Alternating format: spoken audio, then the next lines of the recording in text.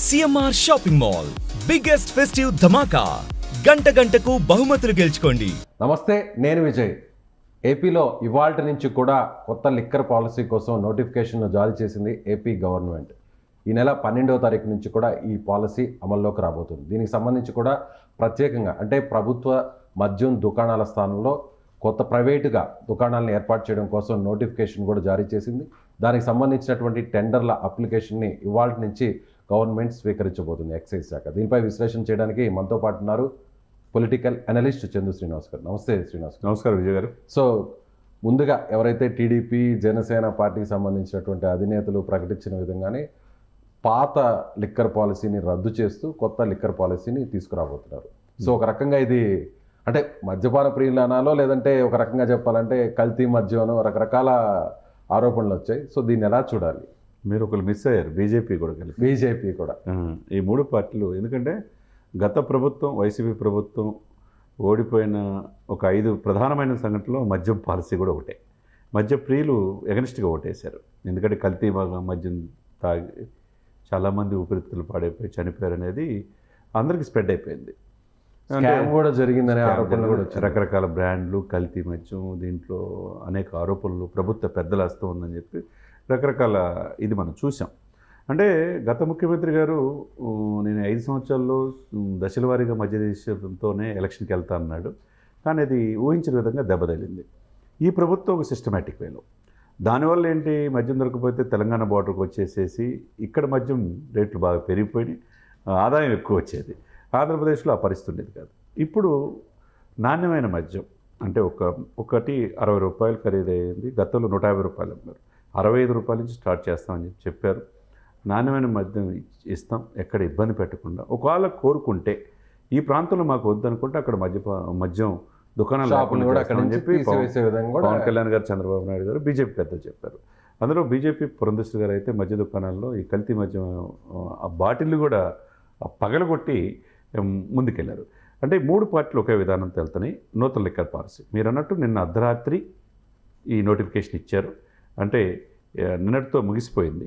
ఈ రోజు నుంచి ఈ 10 రోజులు అంటే 11వ తారీఖు వరకు ఫైనల్ అవుతుంది. ఎంతమంది అయినా 2 లక్షలు ఇచ్చి టెండర్లో పాల్గొనవచ్చు. అండ్ నాన్ రిఫండబుల్ ప్రభుత్వం. దాని ద్వారా కూడా ప్రభుత్వానికి ఆదాయం కూడా వస్తుంది. ఆదాయం వస్తుంది. అంటే ఇప్పుడు 3396 మద్యం దుకాణాలకి నోటిఫికేషన్ ఇచ్చారు. ఇది ఎప్పటి వరకు? 11వ తారీఖు వరకు. 11 నైట్ అయిపోయిన తర్వాత 11 నైట్కే కలెక్టర్ 12వ తారీఖు నుంచి నూతన మద్య పాలసీ అనేది స్టార్ట్ అవుతుంది. కొత్త షాపులో, ప్రైవేట్ షాపులో అన్ని బ్రాండ్స్ కూడా అందుబాటులో ఉంటాయి. అందులో ప్రైస్ కూడా తగ్గే అవకాశం ఉందంటారా? డెఫినెట్గా. ఎందుకంటే పోటీ ఎక్కువ అయ్యేసరికి డెఫినెట్గా తగ్గుద్ది. ఎవరికి కావాల్సిన బ్రాండ్ వాళ్ళకి వస్తుంది. అంటే నాసిరకం బ్రాండ్లు ఉండవు. ఇప్పుడు వాళ్ళు ఇచ్చిన ప్రకారం 11 లాటరీ తీస్తారు, 12 నుంచి ఆ పాలసీ.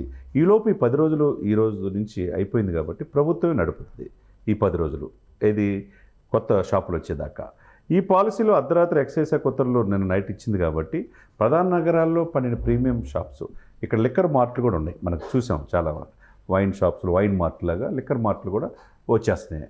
ఇవన్నీ కూడా తిరుపతి నగరాన్ని మినహాయించారు. ఎందుకంటే ఆధ్యాత్మిక క్షేత్రం కాబట్టి అక్కడ పెట్టకూడదని నిర్ణయం తీసుకున్నారు. తర్వాత దీంట్లో అండి గీత కార్మికులకి కొద్దిగా వెసులుబాటు, వాళ్ళకి కూడా ఒక పర్సంటేజ్ ఎక్కువగా వాళ్ళకి ఈ యొక్క అలకేట్ చేయటంగా మనం ఒక మంచి పరిణామంగా మనం భావించాలి. ఏదైనా కానీ ఈ పాలసీ మీరు చెప్పినట్టు అక్టోబర్ 12 నుంచి 2026 సెప్టెంబర్ 30 వరకు, అంటే 2 ఇయర్స్ కాలపరిమితి. 2 ఇయర్స్ కాలపరిమితి. ఎవరైనా దీంట్లో పాల్గొనవచ్చు. దీంట్లో ఎటువంటి ఇది లేదు. 3396 దుకాణాలకి అఫీషియల్గా కలెక్టర్ ఆధ్వర్యంలోనే లాటరీ తీసి ఎవరికైతే వస్తాయో ఇచ్చే అవకాశం ఉంది. కాబట్టి ఈ మధ్య పాలసీ కొద్దిగా లేట్ అయినా 100 రోజుల తర్వాత అయినా కానీ ఒక సిస్టమేటిక్గా ఈ పాలసీని ఈ కూటమి తీసుకురావడం అనేది అందరూ ఆహ్వానిస్తున్నారు, అన్ని పార్టీలు ఆహ్వానిస్తున్నాయి. కాబట్టి ఎక్కడ కూడా వేరే రాష్ట్రాలకు వెళ్ళి మద్యం కోసం వెళ్ళాల్సిన అవసరం లేదు. అక్రమంగా దిగుమతి చేసుకోవాల్సిన అవసరం లేదు.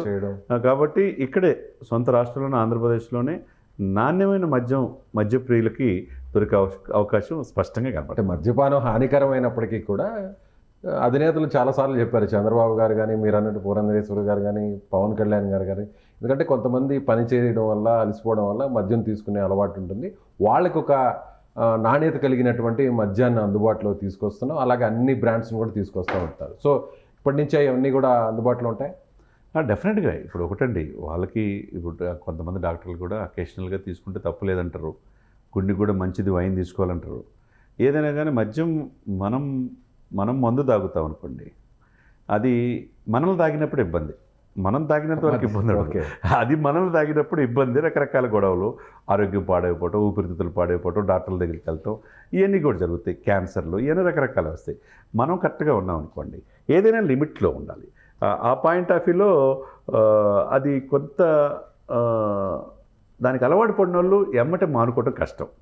అది ప్రజల్లో పూర్తిగా వ్యతిరేకత వస్తే సంపూర్ణ మద్యపాన నిషేధంగా వెళ్ళొచ్చు. కానీ ఇప్పటికిప్పుడు ఏ ప్రభుత్వాలు కూడా మార్చలేవు. కాబట్టి వాళ్ళకి వచ్చే ఆదాయం కూడా దీని ద్వారా వచ్చేది. మేజర్గా ఒక రకంగా ఏ రాష్ట్రంలో చూసినా కూడా దీని ద్వారానే ఎక్కువ. మనం 100 రోజులు పరిపాలన చూసాం సార్. ఈ 3 నెలల కాలంలో 1 తారీఖు జీతాలు వస్తున్నాయి, వాలంటీర్ లేకపోయినా కానీ ఎవరికి వాళ్ళు పెన్షన్స్ వస్తున్నాయి, పెరిగిన పెన్షన్స్ వస్తున్నాయి. ఎప్పుడు కూడా మనం చూడాల 5వ తారీఖు, 10వ తారీఖు, 15వ తారీఖు కూడా జీతాలు వచ్చినాయి. ఇవన్నీ కూడా ఎక్కడి నుంచి తీసుకురావాలి? అన్నీ కూడా చేయలేవు కదా. కొన్ని ఆదాయాల ద్వారా వచ్చే ఇదిని డైవర్ట్ చేసేసి ప్రభుత్వ కార్యకలాపాలకి ఉపయోగించుకోవచ్చు. ఆ పాయింట్ ఆఫ్ వ్యూలో ఏంటంటే జనంలో అవేర్నెస్ తీసుకురావటం, వాళ్ళు క్రమేపీ దాని నుంచి మానిపించే ఇదిగా ఉండాలి తప్పితే బలవంతంగా మనం సంపూర్ణ మద్యపాన నిషేధం ఇస్తారంటే ఇక్కడ కాకపోతే వేరే రాష్ట్రాల నుంచి వచ్చి పక్క రాష్ట్రాలకు ఆదాయం వస్తుంది. చంద్ర శ్రీనివాస్ గారు, గతంలో అనేక ఆరోపణలు వచ్చాయి. అంటే రకరకాల పిచ్చి బ్రాండ్లన్నీ తీసుకురావడం, నాసిరకం మద్యాన్ని తీసుకురావడం, దానివల్ల చాలామంది కూడా చనిపోయినటువంటి పరిస్థితులు కూడా మనం చూసాం. సో గవర్నమెంట్ వైన్ షాపులను పూర్తిగా రద్దు చేసి ప్రైవేట్ షాపులను పెట్టడం వల్ల ఈ విషయంలో కొంత ప్రభుత్వం పారదర్శకంగా వ్యవహరిస్తుంది అనుకోవచ్చు. డెఫినెట్గా పారదర్శకం ఉంటుందండి. ఇప్పుడు rule is rule for all. ఎవరైతే ఆక్షన్స్ ఈ రోజు నుంచి 2 lakhs కట్టి ఎన్ని దరఖాస్తులైనా చేసుకోవచ్చు. ఆంధ్రప్రదేశ్ వ్యాప్తంగా ఏ జిల్లా వెళ్ళి ఎవరైనా కానీ నోటిఫికేషన్ దానికి అనుగుణంగా అప్లికేషన్ పూర్తి చేయొచ్చు. ఎవరికి వస్తుంది అనేది ఉండేది ఏంది, కొన్ని 30,000 అప్లికేషన్స్ ఉంటాయి అనుకోండి, 3,396 మాత్రమే పర్మిషన్స్ ఉంటాయి. కాబట్టి మిగతా అన్ని కూడా ప్రభుత్వానికి ఆ 2 లక్షలు ఏదైతే నాన్ రిఫండబుల్ అమౌంట్, ఎంత ఎక్కువ మంది దరఖాస్తు చేసుకుంటే అంత ప్రభుత్వానికి ఆదాయం వస్తుంది. డెఫినెట్గా చేసుకుంటారు. ఎందుకంటే గతంలో 5 సంవత్సరాలు లేదు కాబట్టి వీళ్ళు డెఫినెట్గా చేసుకుంటారు. అదేవిధంగా ఆంధ్రప్రదేశ్ బెవరేజ్ కార్పొరేషన్ అనేది ఒకటి ఉంటుంది. దాని ప్రకారం ఎవరికైనా ఈ యొక్క డిపోల నుంచి మద్యం సరఫరా అవ్వాల్సిందే. కాబట్టి సిస్టమేటిక్ వేలో ఎక్కడ కూడా ఇది లేకుండా ట్రాన్స్పరెన్సీగా జరిగే అవకాశం డెఫినెట్గా ఉంటుంది అనమాట. సో అదేవిధంగా గతంలో చూస్తే గవర్నమెంట్ షాప్స్ని కండక్ట్ చేసింది గవర్నమెంట్. ఆ తర్వాత ఎక్కడ కూడా ఓన్లీ బార్లో మాత్రమే లిక్కర్ తీసుకోవాలి అని చెప్పింది. ఇప్పుడు పర్మిట్ రూమ్స్ని కూడా అలౌ చేస్తుంది. సో తెలంగాణ గవర్నమెంట్లో, తెలంగాణ స్టేట్లో, పొరుగునున్నటువంటి వేరే కర్ణాటక స్టేట్లో ఏ విధంగా పర్మిట్ రూమ్స్ ఉంటాయో, సో ఏపీలో కూడా ఈ ప్రైవేట్ షాప్కి అవి అనుసంధానం చేయబోతున్నారు. దానివల్ల బహిరంగంగా మద్యం సేవించే ఆ పరిస్థితులు ఏమైనా మారే అవకాశం ఉందంటారు? తప్పకుండా. ఎందుకంటే బెల్ట్ షాపులు అంటారు దాని. బెల్ట్ షాపులు నగరంలో ప్రతి ఒక్కరు కూడా ప్రతి ఇంట్లో పెట్టుకొని కూడా ఇది చేసుకుంటూ ఉంటారు అవకాశం. ఇప్పుడు మనం చూసాం, ఇప్పుడు హైదరాబాద్లో ప్రగతి నగర్ ఉంటుంది, అక్కడ ఇప్పుడు కూడా బార్ షాప్ ఉండదు. వాళ్ళు ఒక సిస్టమేటిక్గా చేసుకున్నారు. ప్రగతి నగర్ అవతల బాచుపల్లి కావచ్చు, యువతల కూకట్పల్లి ఇటు సైడు ఉంటుంది. ఆ చెరువు దాటితే ఉండదు అనమాట. అంటే అక్కడ అలాంటి యూనిటీ రావాలి. అది రానంత వరకు ఇట్లా ఉంటుంది. బెల్ట్ షాపులు అనేది అది ప్రమాదం. ఈ కొన్ని వేల సంఖ్యలో బెల్ట్ షాపులు విస్తరించినాయి. అది కంట్రోల్ కావాలంటే మీరు అన్నట్టుగా పర్మిట్ రూమ్స్ ఉండాలి. పర్మిట్ రూమ్స్ ఉంటే ఆదాయం ఎవరికి వస్తుంది? షాప్ వాళ్ళకి వస్తుంది. షాప్ వాళ్ళకి వచ్చిన తర్వాత ప్రభుత్వానికి కూడా వస్తుంది కదా. కాబట్టి ఎవరైతే మద్యపాన ప్రియులు ఉన్నారో వారు తీసుకున్నప్పుడు సిస్టమేటిక్గా ఉంటుంది తప్పితే ఎక్కువగా బెల్ట్ షాపులైనా ఎక్కువగా మహిళలు ఇబ్బంది పెట్టే ప్లేసులు కాకుండా స్కూల్స్, ఆధ్యాత్మిక కేంద్రాలు, గుడులు, చర్చీలు, మసీదుల దగ్గర ఈ పర్మిషన్ ఇవ్వకుండా ట్రాన్స్పరెన్సీగా వ్యవహరిస్తే కూటమికి మంచి పేరు వస్తుంది అనమాట. Right sir. సో కూటమి నేతలు అంటే ఎన్నికలకు ముందు ఇచ్చినటువంటి వాగ్దానంలో భాగంగా సో నాసిరకం మద్యాన్ని తొలగించి అలాగే ప్రైవేట్ షాపులను తీసుకొచ్చి సో ఒక మంచి బ్రాండ్స్ను అలాగే ట్రాన్స్పరెన్సీతో ఈ ఎక్సైజ్ పాలసీని అమలు చేయబోతున్నట్టుగా చందు శ్రీనివాస్ చెప్తున్నారు. Thank you so much. Suman టీవీలో మీ పర్సనల్ అండ్ బిజినెస్ ప్రమోషన్స్ కోసం కింది నెంబర్కి కాంటాక్ట్ చేయండి.